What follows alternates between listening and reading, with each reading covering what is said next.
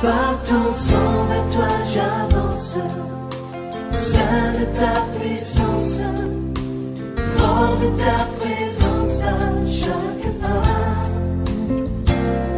En ton sang, ma délivrance, sors de ton... Avons-nous besoin du Saint-Esprit? Pourquoi avons-nous besoin du Saint-Esprit? Tel est l'enseignement que nous avons eu à cœur de développer pendant cette semaine de la Pentecôte. Nous avons commencé le dimanche passé. Nous avons commencé le dimanche passé et nous avons poursuivi dans la semaine. Le mercredi, le jeudi, c'était plus consacré à la prière, le vendredi. Et aujourd'hui, nous allons encore nous pencher sur ces thèmes. Pourquoi avons-nous du Saint-Esprit? Nous avons commencé par montrer que le sujet du Saint-Esprit est très important à aborder et nous devons l'aborder parce que de Genèse jusqu'à l'Apocalypse, on parle du Saint-Esprit. Dès que tu ouvres la première page de la Bible, les 2 premiers versets, on parle du Saint-Esprit, le premier chapitre. Et tout le long de la Bible, on parle du Saint-Esprit. Et tu arrives jusqu'à l'Apocalypse, au dernier chapitre. On parle du Saint-Esprit. Et le Saint-Esprit est actif. Voilà. Je ne sais pas qu'est-ce qui se passe avec ces micros. Le Saint-Esprit est actif dans toute l'histoire. Dans toute l'histoire du... Alors, c'est justifie déjà la première importance de parler du sujet du Saint-Esprit. Réglez-moi ça, s'il vous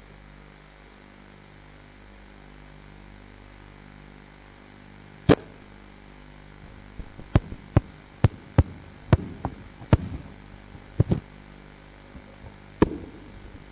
Deuxièmement, nous avions vu que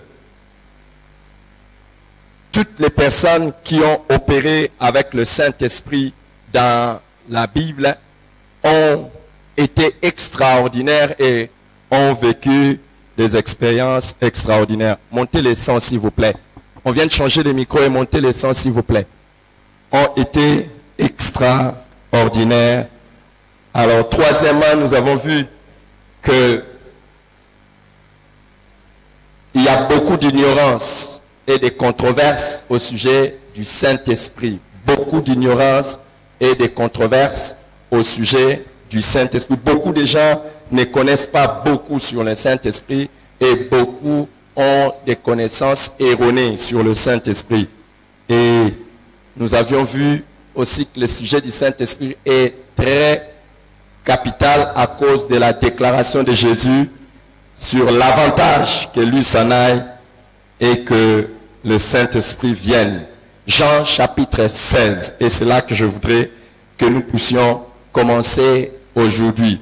Jean chapitre 16, le verset 7, où Jésus dit, « Cependant, je vous dis la vérité, il vous est avantageux que je m'en aille, car si je ne m'en vais pas, le consolateur ou le paraclet, le mot qui est traduit par consolateur, c'est paraclet, ne viendra pas vers vous. Mais si je m'en vais, je vous l'enverrai. » Alors, Jésus est en train de montrer que il était avantageux que lui rentre au ciel. Et s'il rentre au ciel, c'est alors que le Saint-Esprit va venir.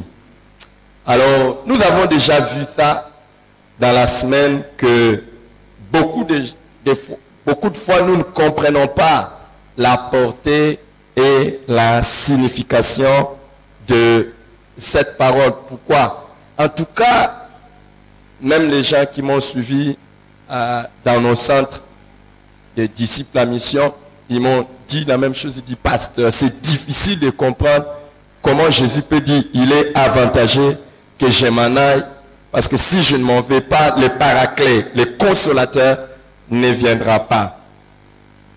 Alors, matin, je suis conduit par le Saint-Esprit à vous partager l'histoire de Jésus et du Saint-Esprit. Je vais vous parler de l'histoire de Jésus et du Saint-Esprit. Et quand lui-même dit, il vous est avantagé que je m'en aille. Vous savez,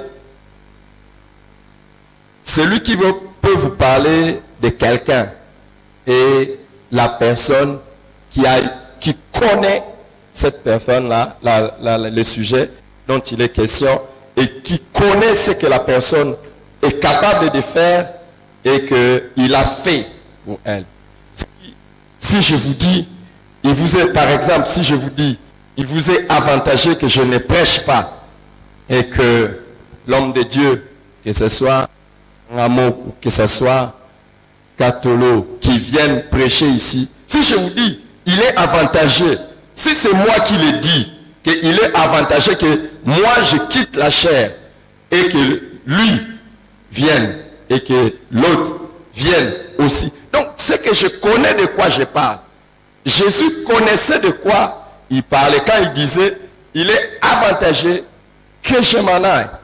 Et aujourd'hui, j'aimerais vous montrer ce que le Saint-Esprit fait dans la vie de Jésus pour l'amener à dire qu'il était avantageux pour nous que lui parte et que le Saint-Esprit vienne.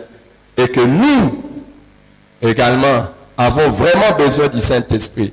Nous parlons beaucoup de Jésus, mais nous avons besoin de Jésus. Mais nous avons vraiment besoin du Saint-Esprit. J'aimerais que vous puissiez lire avec moi dans Luc 1. Luc chapitre 1, du verset 34 au verset 35. Marie dit à l'ange, comment cela se fera-t-il, puisque je ne connais point d'homme? L'ange lui répondit, le Saint-Esprit viendra sur toi. La puissance du Très-Haut te couvrira de son ombre. C'est pourquoi le saint enfant qui naîtra de toi sera appelé Fils de Dieu. Matthieu chapitre 1, 18 à 21. Voici de quelle manière arriva la naissance de Jésus-Christ. Marie, sa mère, ayant été fiancée à Joseph, se trouva enceinte par la vertu du Saint-Esprit, avant qu'ils eussent habité ensemble. Joseph, son époux, qui était un homme de bien et qui ne voulait pas la diffamer, se proposa de rompre secrètement avec elle. Comme il y pensait, voici un ange du Seigneur lui apparut en songe et dit, Joseph, fils de David, ne crains point de prendre avec toi Marie ta femme, car l'enfant qu'elle a conçu vient du Saint-Esprit. Elle enfantera un fils et tu lui donneras le nom de Jésus. C'est lui qui sauvera son peuple de péché. Amen. D'où a commencé l'histoire de Jésus-Christ ici sur la terre? La semaine, j'ai pris soin de partager avec vous la réalité sur notre Dieu. La Bible nous présente un seul Dieu, mais qui est en trois personnes distinctes, Père, Fils et Saint-Esprit. Et je dis que si tu ne crois pas à la Trinité, ou tu crois seulement qu'il n'y a qu'un seul Dieu, le Père, le Fils et le Saint-Esprit, comme certains ont parlé de ce qu'on appelle des fonctions, que ce ne sont pas des personnes, ce sont des fonctions. Ils disent c'est la Trinité des fonctions, c'est-à-dire que Dieu est une seule personne, mais il joue la fonction de Père, la fonction de Fils et la fonction du Saint-Esprit. Erreur grave. Il ne s'agit pas de fonctions, parce que il s'agit de trois personnes distinctes. D'autres ont parlé de révélation de Dieu, comme si Dieu se révèle, il s'est révélé à un moment donné comme le Père, après comme le Fils, après comme le Saint-Esprit. Erreur grave. Il ne s'agit pas de révélation de d'une même personne de trois manières. Je commence par les fonctions. Déjà, quand vous regardez, le Père a ses fonctions à lui. Le Fils a ses fonctions et le Saint-Esprit a ses fonctions très distinctes. Jamais il nous a montré que le Père est mort pour nous. C'est le Fils qui est mort pour nous. Alléluia. Jamais il n'est parlé comme ça, que le Père est mort pour nous. Est-ce que le Père est mort pour toi? C'est le Fils qui est mort pour toi. Je reviens dans les révélations. Quand tu dis Dieu s'est révélé comme le Père, à un moment donné, il se révèle comme le Fils, et à un moment donné, il se révèle comme le Saint-Esprit. Prends maintenant le jour où Jésus était en train d'être baptisé. Qu'est-ce qui s'est passé? Il était sur la terre, dans l'eau, avec un corps. Mais au même moment, une voix était en train de se faire entendre au ciel. Ça veut dire quoi? Le Père était au ciel. Parce qu'il disait, celui-ci, c'est mon Fils bien-aimé. La voix ne sortait pas de Jésus, mais ça sortait d'en haut. Distinction entre le Père et le Fils. Parce qu'il dit celui-ci. Si tu ne veux pas croire à la Trinité, crois d'abord à la binité. Bon, je saute. Alors, donc il y a déjà deux personnes, le Père et le Fils. Il dit, celui-ci est mon Fils. En plus de cela, pendant que le Père est en train de parler, il y a une troisième personne qui est en train de venir. C'est le Saint-Esprit en train de descendre, sous forme de colombe. Donc il y a le même Dieu, mais trois personnes distinctes. Tu n'as pas besoin de comprendre. Les choses de la Bible ne sont pas faites pour être tous compris. Mais les choses de la Bible sont faites pour être crues. Tu crois et c'est tout. Si tu ne crois pas, c'est toi qui rates. Est-ce que tu comprends? Et puis, un jour, je suis allé dans le monde des fourmis. Quand je suis allé dans le monde des fourmis, vous allez comprendre mon histoire après. J'entre dans le monde des fourmis, je me suis mis directement. Je les ai rencontrés un jour faire les débats. Les fourmis étaient en train de faire les débats pour comprendre la nature de l'homme. Alors, je leur ai dit, l'homme tel que vous voyez l'homme est corps, âme et esprit. Les fourmis ont commencé à chercher à savoir comment ça l'homme est corps, âme et esprit. Oui, si vous les fourmis, vous ne priez pas, l'homme prie. Les fourmis m'ont posé la question. Comment est-ce possible que vous prenez, non, on va essayer de comprendre. Et ils essayaient de comprendre la nature de l'homme. J'ai dit aux fourmis, quand nous, les hommes, nous parlons, les fourmis veulent discuter. C'est ce que tu fais quand tu veux chercher à comprendre Dieu. Fourmi que tu es, petit que tu es, tu veux chercher à comprendre le grand Dieu. Ce qu'il te dit de lui, c'est ce que tu dois croire. Au lieu de chercher à comprendre, tu n'es que petit, même pas petit comme une fourmi. Tu ne représentes rien. Dieu n'est pas quelqu'un que tu dois chercher à comprendre. Dieu est quelqu'un que tu dois chercher à croire et à accepter. Il est infiniment grand au-dessus de toi. Tu n'as pas donné un amen parce que toi, tu penses que par ton raisonnement, un jour tu arriveras à comprendre Dieu. Alléluia. Ils ont été ensemble dans le ciel. Un jour, ils ont décidé de créer l'homme. Et quand ils ont décidé de créer l'homme, aujourd'hui je vais vous dire quelque chose de très intéressant. Ils ont décidé de créer l'homme. Et quand ils ont décidé ils ont dit nous allons créer l'homme. Et l'homme, ils savaient que l'homme allait pécher. Et ils savaient que l'homme allait pécher. Pourquoi? Je l'ai déjà expliqué dans la semaine, je ne vais pas revenir. Alors, Jésus avait décidé, lui, déjà dans la Trinité, dans l'éternité, que lui devait venir. Et il devait venir sur la terre. Et quand il devait venir sur la terre, il devait revêtir notre nature humaine, prendre notre corps. Et comment cela allait-il arriver? Lui, il accepte de venir. Est-ce que quelqu'un me suit?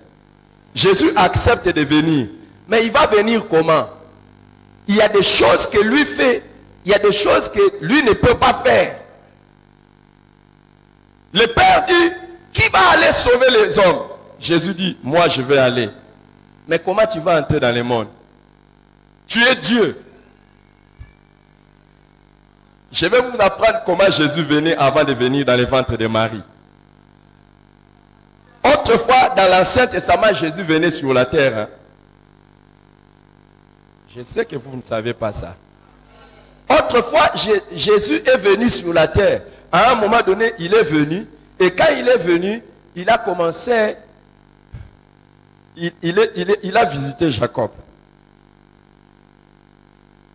Mets-toi debout. Il visite Jacob. Jésus est Dieu. Il a toujours existé. C'est pour ça que Michel dit, c'est celui dont l'origine remonte aux temps anciens, au jour de l'éternité.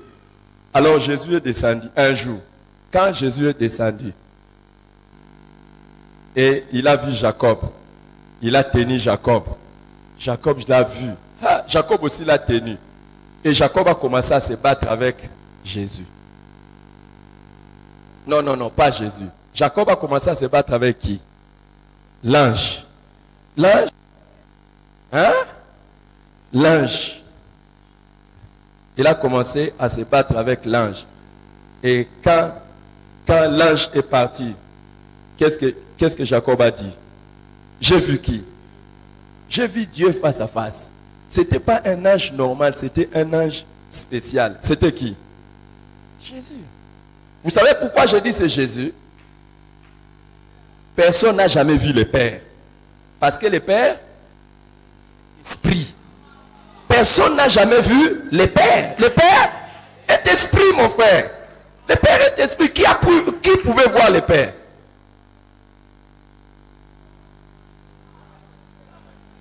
Alors c'est qui? Jean nous dit, personne n'a jamais vu le Père, si ce n'est le Fils qui l'a révélé.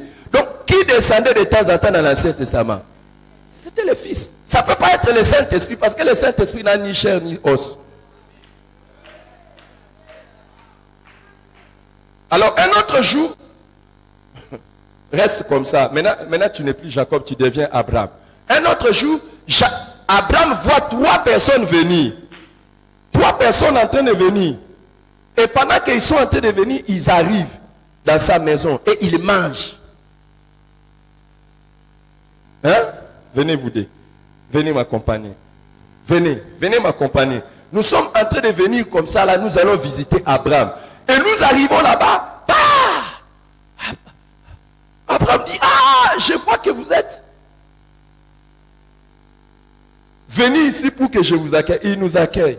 Et puis nous faisons quoi? Nous mangeons.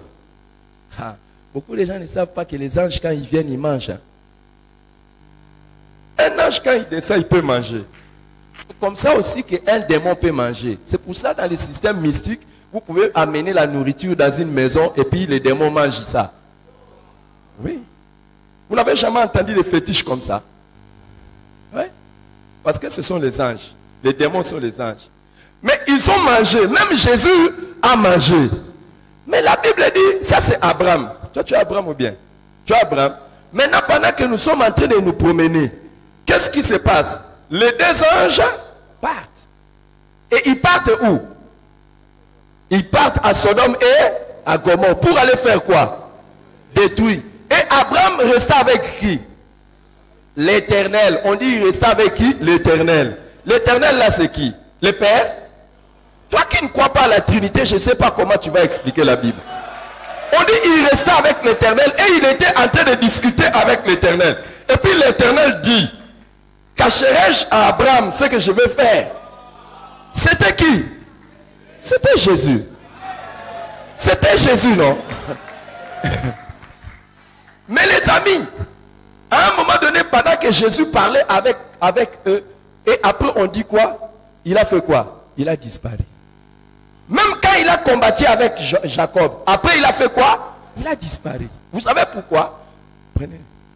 Parce qu'il prenait seulement la forme, mais il ne prenait pas le corps.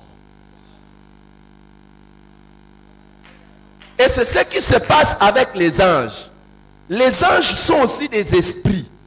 Ils prennent seulement la forme de l'homme. C'est pour ça un ange peut prendre la forme d'un homme, peut prendre la forme d'une femme, peut prendre la forme d'un enfant, peut prendre la forme d'un vieillard. Et un ange peut avoir des ailes. Un ange peut paraître comme un homme. On parle de 24 vieillards et on parle de 4 êtres vivants. Si vous regardez les anges dans la Bible, vous allez voir qu'ils ont plusieurs formes. Mais maintenant là, regarde, pour venir sauver les hommes du péché, il fallait quelqu'un qui puisse mourir. Et un ange ne peut pas mourir. C'est un esprit. Est-ce que quelqu'un me comprend?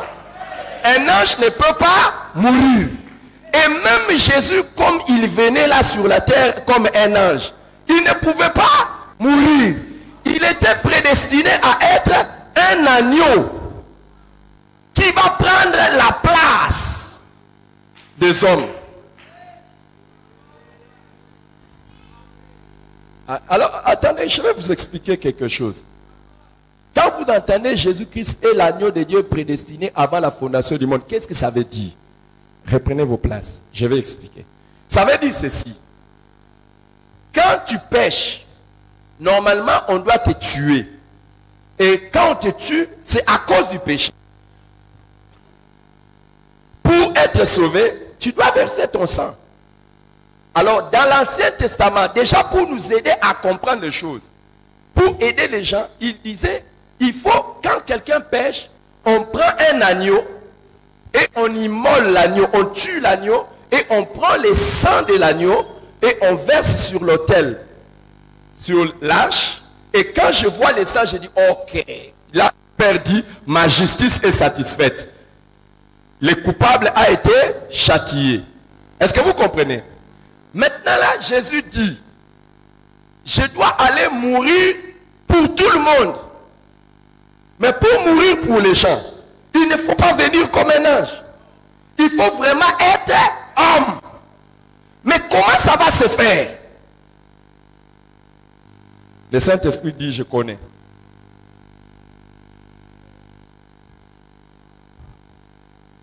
Le Père veut satisfaire sa justice. Le Fils décide de venir. Le Saint-Esprit dit, attends, je vais t'aider. Le Père localise une femme, une vierge. Parce qu'il ne faut pas qu'il y ait confusion. Il dit, je visite Marie. Marie, écoute, tu vas tomber enceinte. Quoi? Comment cela arrivera-t-il? Moi qui ne connais pas d'homme, comment cela peut-il arriver qu'il y ait bizarrement? Moi, je ne suis que femme, je n'ai que l'ovule. Mais il faut la sémence d'un homme pour que quand ça se mélange, et puis, qu'il y ait un enfant qui vienne.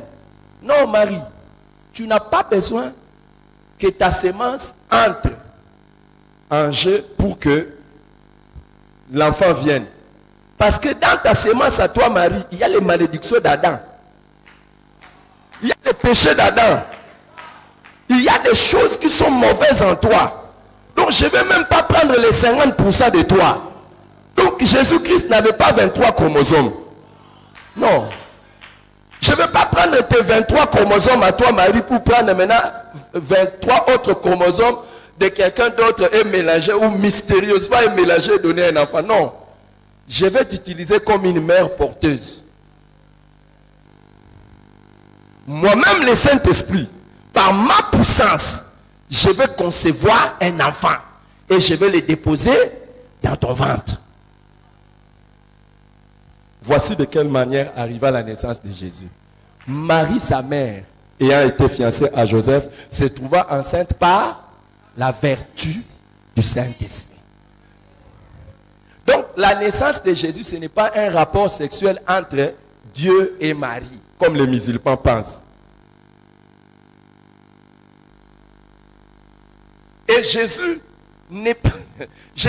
n'a pas pris une partie de sa mère Marie. Sinon, il allait prendre aussi une partie des péchés. Il a été déposé. Comme par exemple, actuellement, la science a évolué où un homme et une femme peuvent se mettre ensemble, ils ont un enfant, on prend l'enfant, on va déposer dans le ventre d'une mère. On les appelle des mères porteuses. Et c'est le Saint-Esprit qui a fait ce miracle. Et c'est pour ça qu'il a dit, c'est pourquoi les saints enfants qui naîtra de toi, nous tous quand nous naissons pécheurs. Mais celui qui va naître par le Saint-Esprit sera qui? Un saint enfant. Et il sera appelé qui? Fils de Dieu. C'est là que tout a commencé avec le Saint-Esprit et Jésus. Il est déposé dans le ventre de Marie. Et puis, il commence à connaître la croissance normale. Il commence à grandir. Alléluia. Et quand il commence à grandir, là, calmement, j'ai déjà parlé de l'humilité de Jésus. Je ne vais pas revenir sur ça. Jésus a commencé à grandir. Et on nous dit que l'enfant croissait en stature, en sagesse et en grâce. Pourquoi? Conçu par le Saint-Esprit. Il a commencé à grandir. Les amis, je ne vais pas lire, mais vous pouvez aller lire ça dans votre Bible. Vous voulez que je vous donne la référence de ce que je vais dire? Oui, je vous donne. Notez. Nouveau Testament. Évangile. Ne notez pas, allez lire. On nous dit que le jour du baptême, maintenant le jour de son baptême, il arrive devant Jean-Baptiste. Jean dit, je ne vais pas enlever le soulier de cet homme. Parce que il est plus puissant que moi. Et il a été avant moi. Est-ce que vous comprenez? Il dit, celui qui vient là a été avant moi. Je ne peux pas enlever le soulier je ne peux pas enlever les sandales de ses pieds. Comment toi qui es le grand frère de quelqu'un, tu dis, parce que entre nous, Marie et Élisabeth étaient cousines. Donc normalement, Jésus était cousin de Jean-Baptiste. Et Jean-Baptiste savait que lui, il est le grand frère. Et c'est pour ça qu'il précise, celui qui vient, m'a précédé. Donc Jésus n'a pas commencé à exister le jour où Marie l'a mis au monde. Et quiconque a la révélation saura ça. C'est pour ça que nous aimons Jésus. C'est pour ça qu'on ne servira jamais un autre prophète que Jésus. Jean-Baptiste, à 30 ans maintenant, Jean-Baptiste voit Jésus. Et Jésus, quand il vient, pendant qu'il est en train d'être baptisé, toujours dans l'humilité, j'aimerais être humble comme Jésus. J'aimerais vraiment être humble comme Jésus.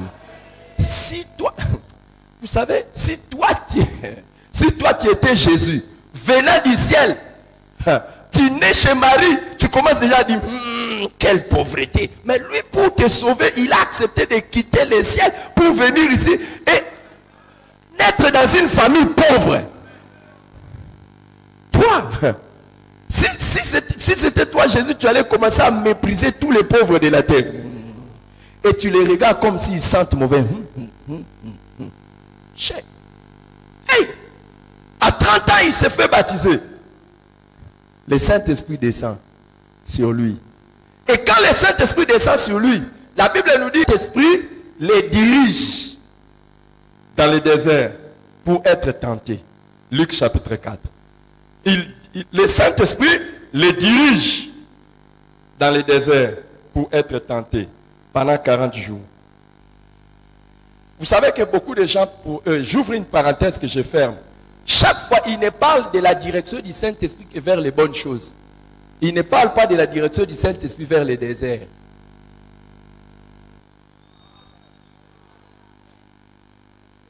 Est-ce que toi, tu as déjà été dirigé par le Saint-Esprit à aller dans le désert?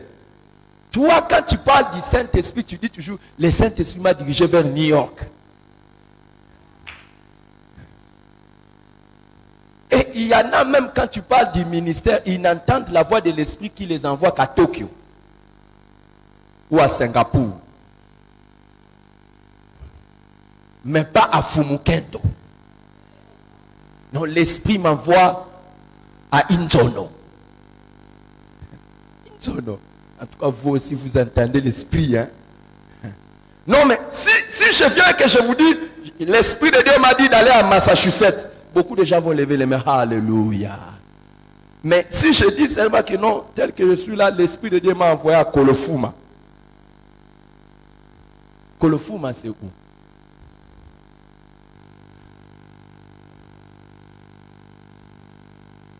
L'Esprit de Dieu m'envoie à Dilolo. Quelqu'un m'a appelé à partir de là, il m'a dit, pasteur, viens ici. J'ai dit, je viens.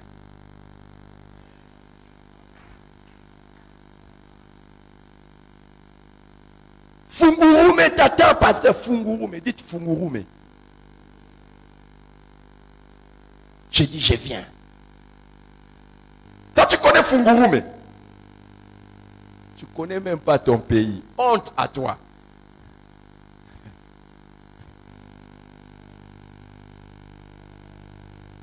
L'esprit m'envoie à Machambio. C'est où, dans quel pays? Ça sent comme les Indonésiens. Hein? C'est dans l'Indomé. Machambio. Je rêve d'arriver à Machambio.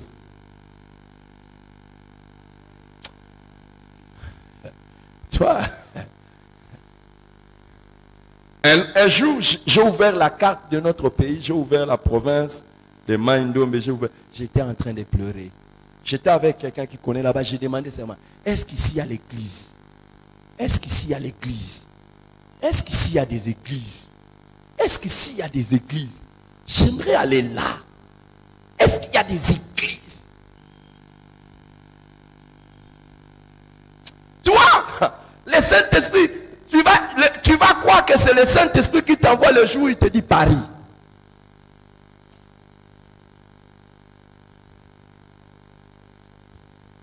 Le Saint-Esprit l'a conduit au désert. Je saute. Et lui-même, après le désert, il vient de la synagogue, il dit, l'Esprit du Seigneur est sur moi, car il m'a oint pour annoncer la bonne nouvelle aux pauvres, guérir ceux qui ont le cœur brisé, délivrer les captifs, renvoyer libre les opprimés, et publier une année de grâce du Seigneur. Boum, il commence son ministère. Les miracles commencent. Un jour, on lui pose la question, tous les miracles que tu fais, c'est comment? Il dit, c'est par l'Esprit de Dieu que je le fais. Et Pierre nous dit dans Actes des Apôtres, chapitre 10, 38, vous savez vous-même comment Dieu a oint du Saint-Esprit, Jésus-Christ de Nazareth, qui allait de lieu en lieu, faisant du bien et guérissant tous ceux qui étaient sous l'emprise du diable. Car Dieu était avec lui. Il passait. Jusqu'à ce qu'il termine. Un jour, il dit, mission accomplie. Maintenant, je dois aller à la croix. Et il part au jardin de Gethsemane. Et il commence à pleurer. Il dit, Seigneur, Seigneur, pardon. Pardon, tout sauf cette coupe. Tout sauf la croix. Tout sauf la mort comme ça. Ah. Là, Jésus se regarde. Il dit, donc on va me voir presque nu. Il dit, ah, ces gens ici vont me taper. Mon sang va couler. Je vais souffrir. Comment je vais le faire? Hébreu nous montre, dans Hébreu chapitre 9, que c'est lui qui s'est offert comme sacrifice par le Saint-Esprit. Le Saint-Esprit était là pour lui dire, courage, vas-y. Et il est allé mourir à la croix. Et quand il est mort à la croix, la Bible nous dit, il est allé faire les 3 jours sur la terre. Comment il est ressuscité? C'est le Saint-Esprit qui l'a ressuscité. Alléluia. Et celui qui te dit, il vous est avantageux que je m'en aille. Si je ne m'en veux pas, je commence par la fin pour revenir. Maintenant, demande un peu à ton voisin, tu veux Jésus ou bien tu veux le Saint-Esprit? Demande-lui, tu veux Jésus ou bien tu veux le Saint-Esprit? Maintenant, dis à ton voisin, Jésus lui-même que tu veux là, pour ressusciter, il avait besoin du Saint-Esprit. Le jour où tu mourras, tu ressusciteras comment? Hein? Vous savez, tous nos frères et toutes nos sœurs que nous avons déjà pleuré qui sont morts. Ah. S'ils n'avaient pas le Saint-Esprit, ils ne vont pas ressusciter.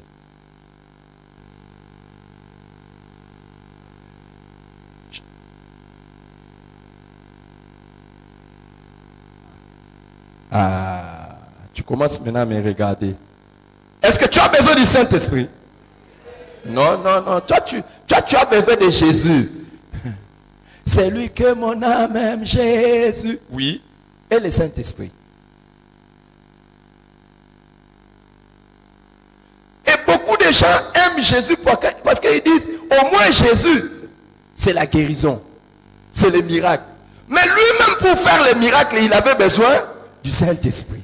Maintenant, toi, tu as besoin de quelqu'un. Il te dit, hey, tu as besoin de moi. Mais je fais toutes ces choses par le Saint-Esprit. Alors, écoutez-moi. Un jour, Jésus-Christ calme la tempête et il menace le vent. Il calme la mer. Les disciples viennent, ils disent, quel est cet homme à qui obéissent même le vent et la mer? Jésus les regarde. Homme de peu de foi. Pourquoi il leur dit homme de peu de foi? Jésus n'a jamais fait un miracle en tant que Dieu. Il n'a jamais fait un miracle en tant que Dieu. Tous les miracles qu'il a fait, il les a fait en tant qu'homme. C'est pourquoi il a dit, vous êtes capables de faire comme moi. S'il avait fait ça en tant que Dieu, c'est que nous ne serions jamais capables de faire comme lui. Parce que nous ne serons jamais Dieu. Non? Mais maintenant, si lui, il a fait le miracle par le Saint-Esprit, et nous cherchons le miracle. Lui, il a fait ça par le Saint-Esprit. Lui-même a dit, l'Esprit du Seigneur est sur moi. Et il m'a oint.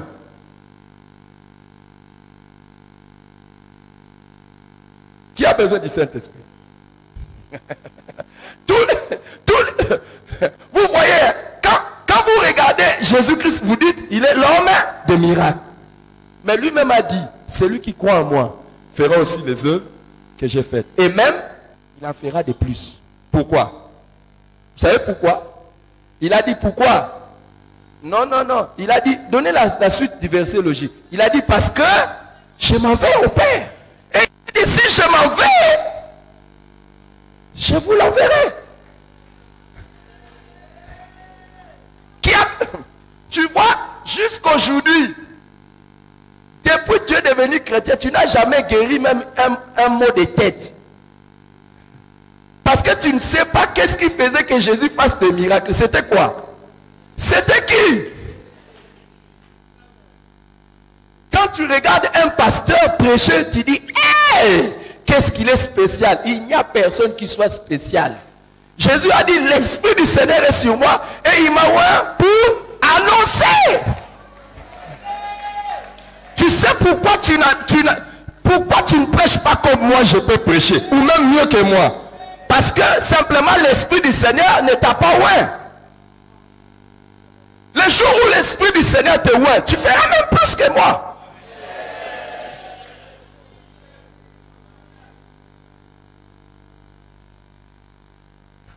Maintenant, asseyez-vous. Je vais revenir sur ça. Je vais revenir et je vais terminer mon message bientôt.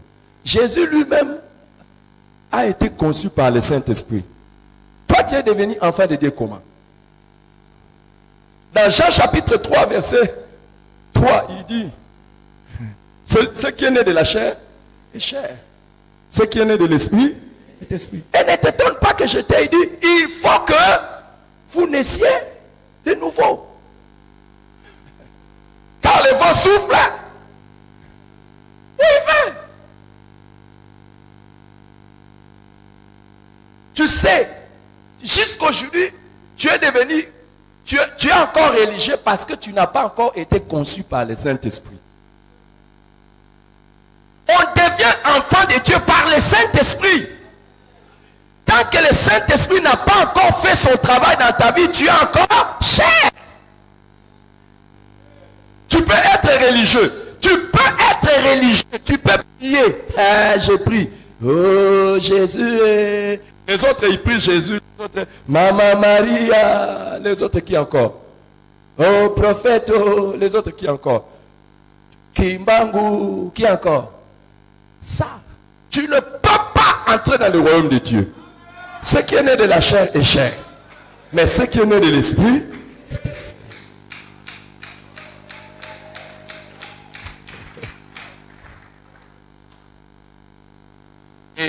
J'ai besoin de te dire quelque chose de très profond. Ce matin, pendant que j'étais là, le Saint-Esprit m'a soufflé ça. Quand tu deviens enfant de Dieu, quand tu acceptes la parole, parce que la Bible dit à ceux qui l'ont reçu, c'est-à-dire la parole faite chair, c'est-à-dire Jésus. Le jour où tu le reçois, la Bible dit à ceux qui l'ont reçu, à ceux qui croient en son nom, elle a donné le pouvoir de devenir enfant de Dieu. Jean 1,12. C'est quoi? Le pouvoir de devenir enfant de Dieu. Mais comment tu le sais? Romain nous le dit. L'Esprit lui-même rend témoignage à notre esprit que nous sommes enfants de Dieu. Je vais revenir sur quelque chose, je vais fermer ça parce que je dois aller vite et terminer dans 2, 3, 4 minutes ou 5. Qu'est-ce qui se passe? Autrefois, dans l'éternité, quand le plan du salut était fait, le plan rédempteur comme on l'appelle, quand le plan de rédempteur était conçu, Dieu avait dit, créons l'homme. Mais l'homme va pécher. Quand l'homme va pécher, qu'est-ce qu'on va faire pour le sauver? Jésus a dit, moi je vais descendre. Et qu'est-ce que ils se sont décidés? Ils ont dit, quand tu vas descendre, ceux qui croiront en toi, ils ne seront plus de simples hommes, mais ils vont être maintenant mes propres fils. Moi, Dieu, je décide de commencer à les appeler mes fils. Toi, Jésus, tu es mon fils aîné. Et eux seront mes fils adoptifs. Je n'ai pas besoin d'avoir un peuple. Tu l'as dit. J'ai besoin d'avoir une famille. Les anges sont le peuple de Dieu. On l'appelle l'Éternel des armées.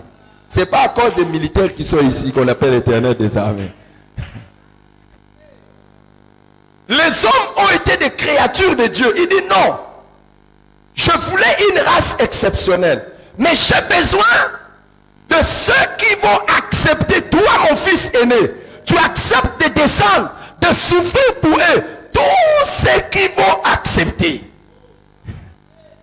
Je décide, moi, de les appeler fils. C'est pour ça, le verset que tu as lu aujourd'hui, il nous a prédestinés par son bon vouloir à être ses enfants adoptifs. Ses enfants par l'adoption.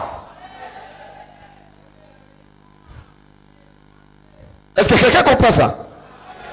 Alors, les jours où tu entends la bonne nouvelle que Dieu a aimé le monde, qu'il a donné son Fils unique, afin que quiconque croit en lui ne périsse point, mais qu'il ait la vie éternelle. Le jour où tu acceptes ce message, le Saint vient habiter en toi. Et il te transforme. Non. Tes oreilles restent comme ça. Si tu as la grâce d'avoir les oreilles comme ça, comme moi, ça ne va pas changer parce que le Saint-Esprit est venu. Si tu as les jambes comme ça, là, pliées comme moi, ça ne va pas changer. Mais quelque chose se passe à l'intérieur de toi. La Bible dit, si quelqu'un est en Christ, il est une nouvelle créature. Les choses anciennes sont passées et voici, toutes choses sont devenues. Qu'est-ce que ça veut dire? À l'intérieur de toi et dans ton esprit, il n'y a pas la transformation. Tu n'es pas transformé. Tu es créé. Tu n'es pas amélioré. Tu es créé. Le jour où tu es devenu chrétien, tu n'es pas devenu meilleur. Mais tu es devenu une nouvelle créature. Maintenant, qu'est-ce qui se passe?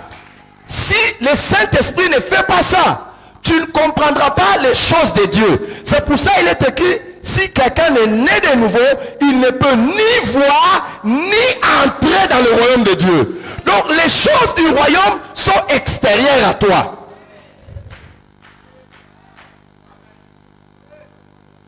Alléluia. Et tu entres maintenant dans le royaume. Et quand tu entres dans le royaume, tu commences comme Jésus. Il croissait en stature, en grâce et en sagesse. Comment? Devant Dieu et devant les hommes. Les jours où tu nais de nouveau, quelque chose d'extraordinaire se produit en toi. Et petit à petit, les gens commencent à remarquer que cet homme ici, cette femme ici, n'est plus le même. Tu commences à grandir.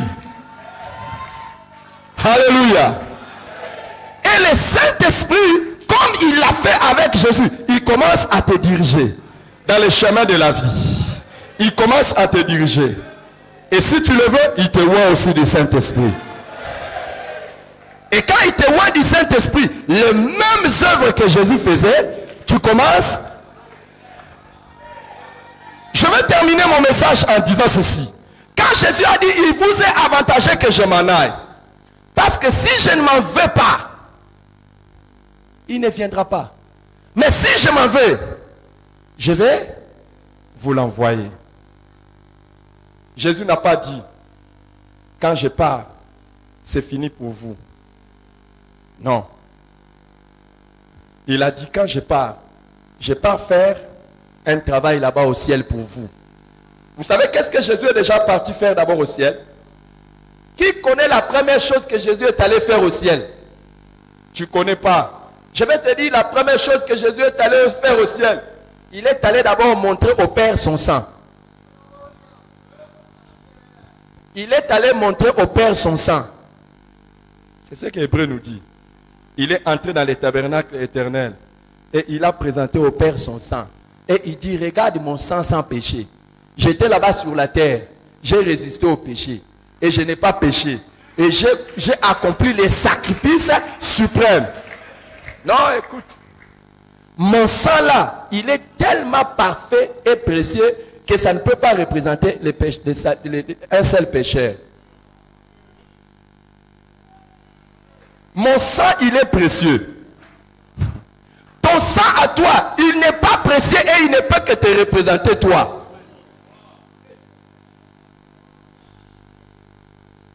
Chacun devait...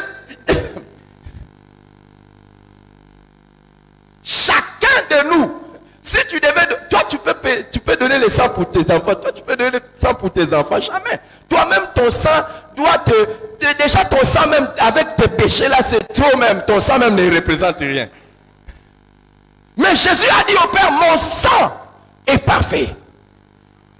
Maintenant, je te le présente. Alléluia. Alléluia. Et le Père a regardé.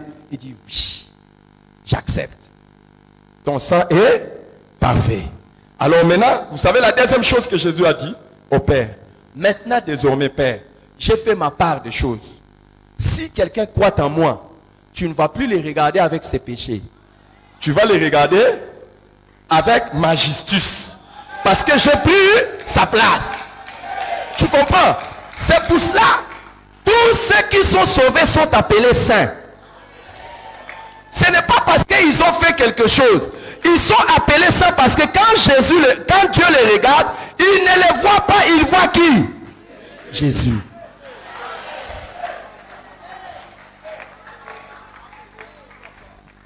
Tous ceux qui croient en Jésus sont appelés justes. Toi et moi, on ne pouvait pas être appelés justes. Surtout toi, un comédien, un aventurier comme ça, un menteur, un tricheur, un impudique, un adultère comme toi, on t'appelle juste.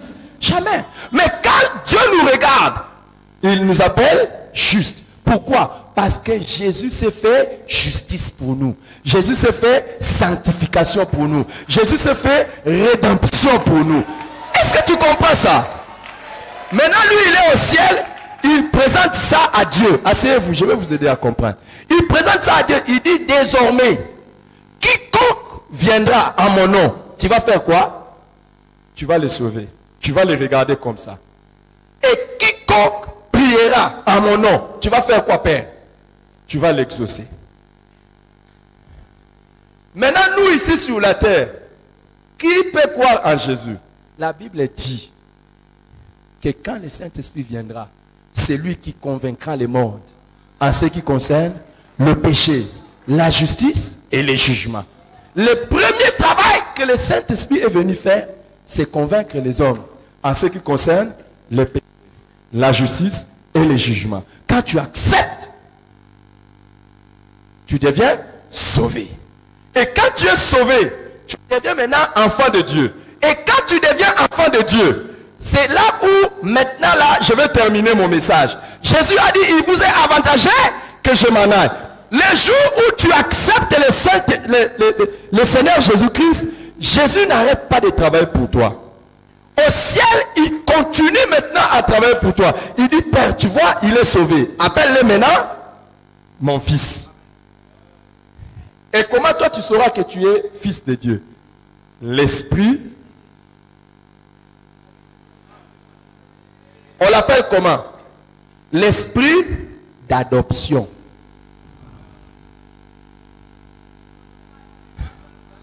Pourquoi on l'appelle l'esprit d'adoption?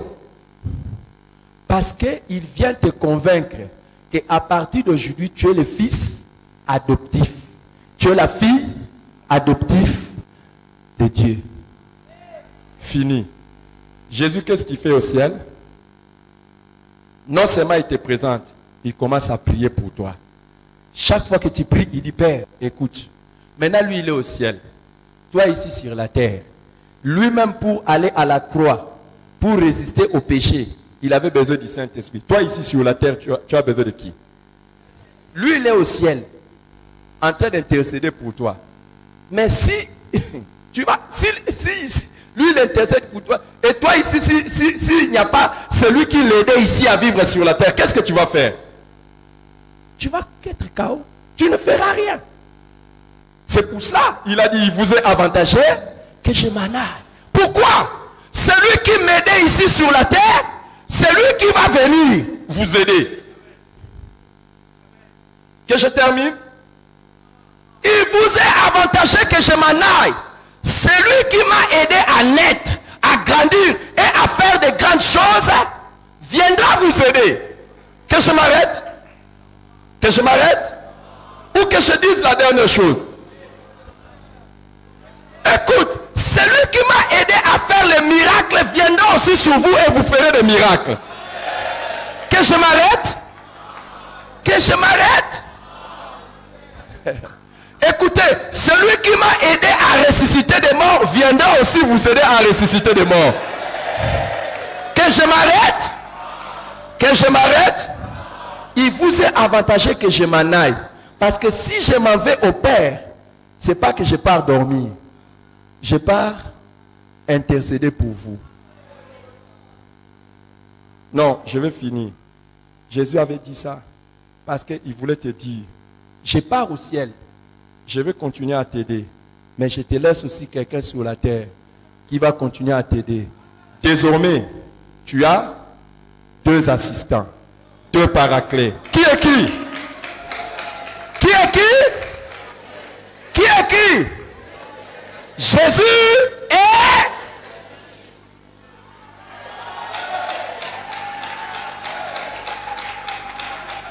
Tu as besoin de qui? Tu as désormais combien de paraclés? Lesquels? Qu'est-ce que Jésus est en train de faire maintenant? Et qu'est-ce que le Saint-Esprit fait maintenant? Il nous aide.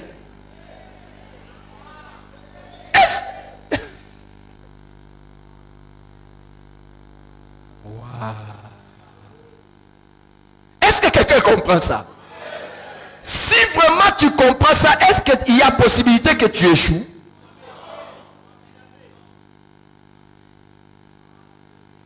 Je vais vous prendre le domaine de la prière. La Bible dit, vous ne savez même pas quoi demander dans la prière. Mais le Saint-Esprit. Maintenant, imaginez quelqu'un qui exploite les 2 assistances. Il dit, Saint-Esprit, je ne sais pas quoi demander dans ma prière. Aide-moi à demander la meilleure chose. Et le Saint-Esprit t'aide.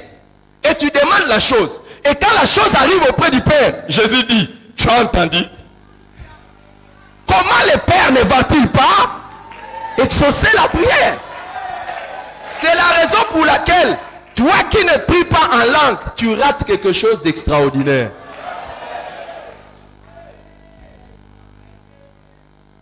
Parce que quand nous prions en langue, la Bible dit, nous disons des mystères. Toi qui penses que nous faisons tellement bien. Quand nous prions en langue, nous jouissons d'une double assistance. Nous disons des mystères. Ligabro nakadizia meleleyokosa kakakute sukecha. Ah, bah nous connaissons la clouza. Mais je dis quoi? La Bible dit, des fois tu es en train d'adorer. Tu es en train de louer. Waouh! Avons-nous besoin du Saint-Esprit?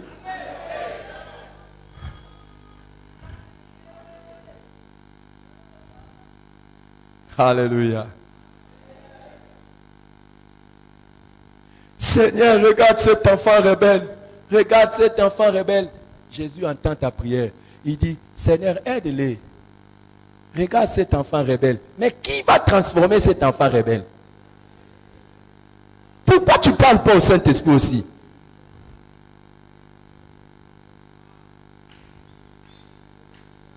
Seigneur, parce qu'il y a des gens qui sont dans des mariages intercession.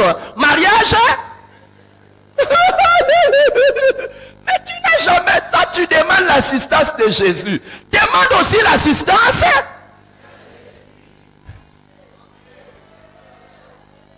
Qui est le meilleur associé pour la conversion des gens?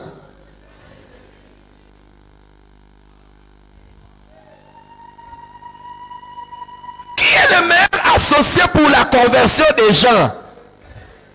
Mais tu n'as jamais demandé au Saint-Esprit de toucher la personne pour qui tu pries. La barakoshel terebo santa. La branatoshika. Alléluia. Sois béni. Marakabashu. Sois béni. Est-ce qu'il y a quelqu'un qui a besoin du Saint-Esprit? Tu vois? Tu as des difficultés ici. Qu'est-ce que je dois faire? Où est-ce que je dois trouver du travail? Comment je dois faire? Qu'est-ce que je dois entreprendre? Pharaon était comme toi. Il priait, il ne savait pas qu'est-ce que je vais faire dans ce pays. On lui dit non, il y a quelqu'un qui a l'esprit. Tu vois les difficultés de ta vie, tu n'arrives pas à résoudre ça parce que tu ne jouis pas de l'assistance de qui? Les paraclés. Celui qu'on appelle au secours. Qui a besoin du Saint-Esprit? Regardez. Pierre, un homme sans instruction. Dites sans instruction. Un homme pécheur de formation. Dites pécheur. Pécheur, ça veut dire quoi? Hein? Qu'est-ce qu'il faisait du matin au soir? Et il a fini comment? Il a fini seulement pécheur d'homme. Laissez. Il a fini écrivain.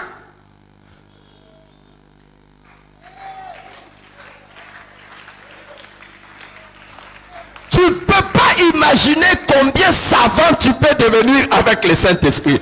Tu ne peux pas imaginer quelle carrière et quelle destinée est devant toi lorsque tu opères par...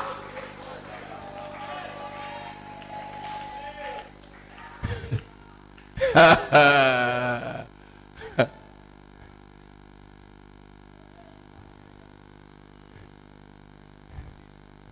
y a des fois vous me regardez, vous dites il prêche bien, je vous regarde, je dis s'il savait. Vous croyez quoi? Je prêche bien par moi-même. Ebima wapi, wapi. Qui suis-je moi là, l'enfant d'autrui? Hey! Tu ne peux pas imaginer que toi aussi tu sois capable comme Jean, qui n'était qu'un simple pécheur. Ils ne sont jamais allés à l'université. Quand ils ont commencé leur ministère, même à Jérusalem, les gens étaient étonnés. Ils disent, comment nous qui sommes allés dans les écoles ne sommes pas comme eux?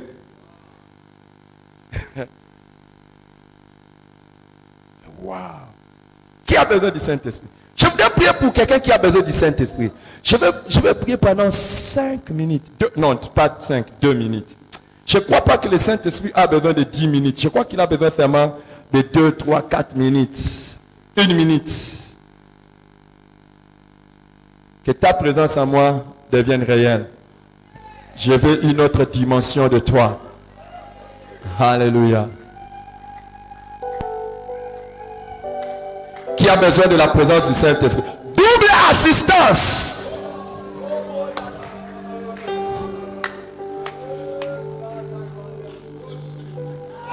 Attendez, remettez-vous un peu. Remettez-vous. Vous savez, quand le Saint-Esprit est venu sur Jésus, la Bible dit il est venu comment? Sous forme? Hein? Sous forme de quoi? Pourquoi il est venu sous forme d'une colombe? Hein? Non, pourquoi il est venu sous forme d'une colombe? Le Saint-Esprit ne vient pas forcer les gens. Tu n'auras rien ici et tu ne vivras rien du Saint-Esprit. Il vient comme un gentleman, calme, comme quelqu'un de doux. Pas quelqu'un qui vient forcer les choses. Vous savez, il ne fera rien en toi tant que tu es fermé, tu raisonnes, tu fais non, c'est une colombe douce. Et c'est pour ça plusieurs fois tu n'es pas pris par l'esprit. Pourquoi? Parce que tu es dans les raisonnements, tu attends les choses, tu as chez la mort. Qui a besoin du Saint-Esprit, il lève la main, je prie.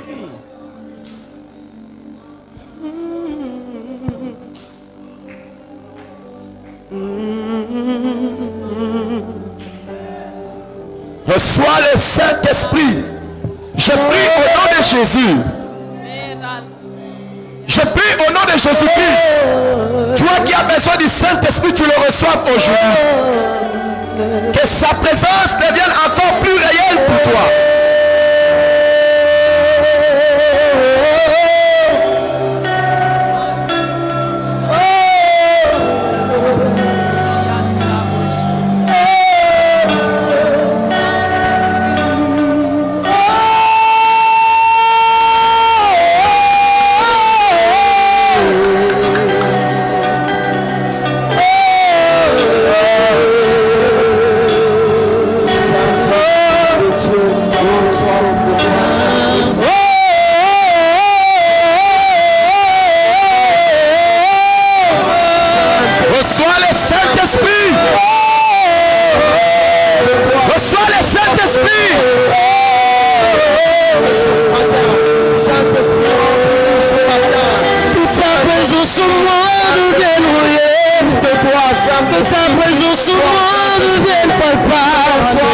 Je veux une autre dimension de toi.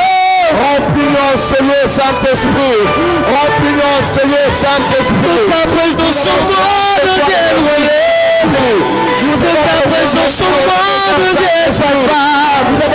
Je veux une autre dimension. Que ta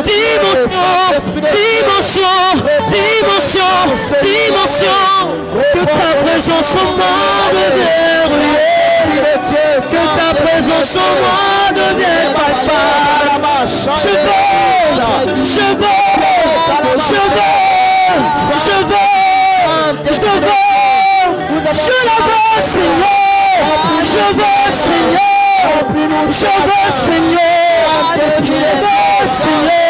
Je veux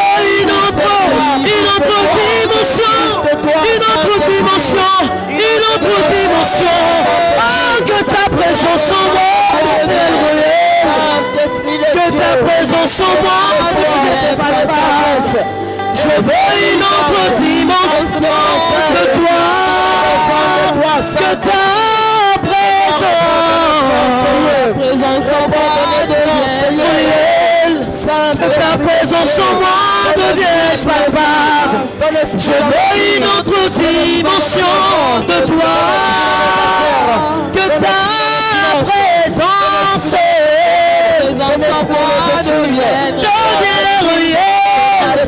en moi devienne réelle. De toi.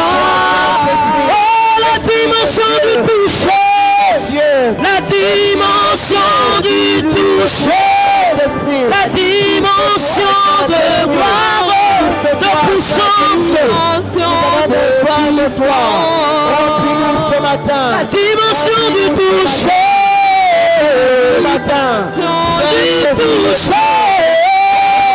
de gloire, la dimension de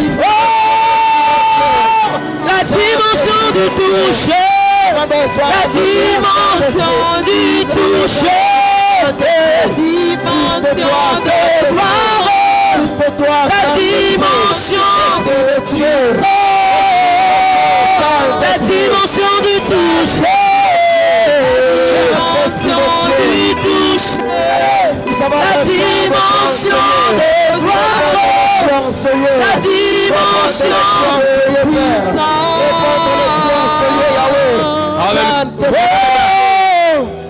Levez les mains et restez calme pendant un instant. Saint-Esprit, levez seulement les mains et attendez-vous à être touché par le Saint-Esprit. Saint-Esprit, vient des 80 et souffle.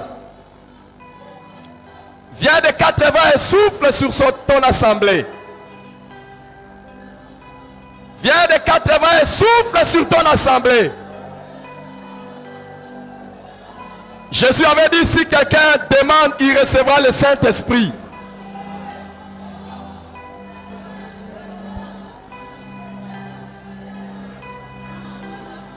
Reçois maintenant, reçois maintenant. Reçois selon la promesse de Jésus. Au nom de Jésus-Christ.